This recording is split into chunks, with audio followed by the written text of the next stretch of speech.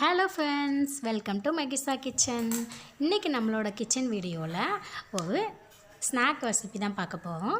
Cheesy garlic bread எப்படி செய்யறதுங்கிறத இன்றைக்கி வீடியோவில் பார்க்கலாம். வாங்க வீடியோக்குள்ளே போகலாம். சீஸி கார்லிக் பிரெட் டோஸ்ட் செய்யலாம் வாங்க. இப்போது 3 பல்லு பூண்டு எடுத்து நல்லா தோல் நீக்கிட்டு அதை நல்லா சீவி கிரேட் பண்ணி வச்சுக்கலாம். நீங்கள் பொடிசாக கட் பண்ணிங்கன்னா கூட குழந்தைங்களோட வாயில் கடிபடும் போது அவங்க சாப்பிட மாட்டாங்க. அதனால் இந்த மாதிரி துருவி வச்சுக்கோங்க. இப்போது நான் சீஸ் எடுத்துருக்கேன். அமுல் சீஸ் க்யூப் தான் எடுத்துருக்கேன். உங்களுக்கு பிடிச்சமான சீஸை நீங்கள் எடுத்துக்கோங்க. இதையும் நல்லா கிரேட் பண்ணி வச்சுக்கலாம். இப்போது சீஸும் கார்லிக்கும் கிரேட் பண்ணி நல்லா தனியாக எடுத்து வச்சாச்சு. இப்போது நம்மளுக்கு தேவையானது என்னென்னா கொத்தமல்லி இலையும் நல்ல பொடுசாக கட் பண்ணி வச்சுக்கோங்க.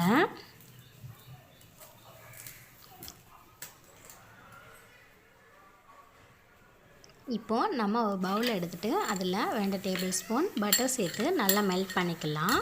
பட்டர் நல்லா மெல்ட் ஆனதும் நம்ம கிரேட் பண்ணி வச்ச கார்லிக்கை அதோடு சேர்த்து மிக்ஸ் பண்ணிக்கலாம். கூடவே கொத்தமல்லி இலையவும் உள்ளே சேர்த்துக்கலாம். எல்லாத்தையும் நல்லா மிக்ஸ் பண்ணும்போது கொஞ்சமாக மிளகுத்தூள் சேர்த்துக்கோங்க. சில்லி ஃப்ளேக்ஸ் இருந்தால் அது கூட சேர்த்துக்கோங்க. என்கிட்ட இல்லாதனால நான் சேர்த்துக்கல. இப்போ இது எல்லாத்தையுமே நல்லா கலந்து எடுத்துக்கலாம். பட்டர் கார்லிக் எல்லாமே நல்லா கலந்தாச்சு. இப்போது நான் 2 சாண்ட்விச் பிரெட் துண்டு எடுத்துருக்கேன். நீங்கள் சைட்ஸ் வேணும்னா வச்சுக்கோங்க, இல்லைன்னா கட் பண்ணி எடுத்துருங்க. குழந்தைங்களுக்கு சைட்ஸோடு கொடுத்தோன்னா அவ்வளோவா விரும்பி சாப்பிட மாட்டாங்க. பெரியவங்க சாப்பிட்றதா இருந்தால் நம்ம அப்படியே சாப்பிட்டுடுவோம். ஓகே, நான் இப்போது ஒரு சைடு மட்டும் கட் பண்ணி எடுத்துக்கிட்டேன். இப்போ ரெடி பண்ணி வச்சுருந்த அந்த கார்லிக் பட்டரை நம்ம பிரெட்டு ஃபுல்லாக ஸ்ப்ரெட் பண்ணிக்கலாம். மேலே ஃபுல்லாகவே நல்லாவே தடவி விட்டோங்க.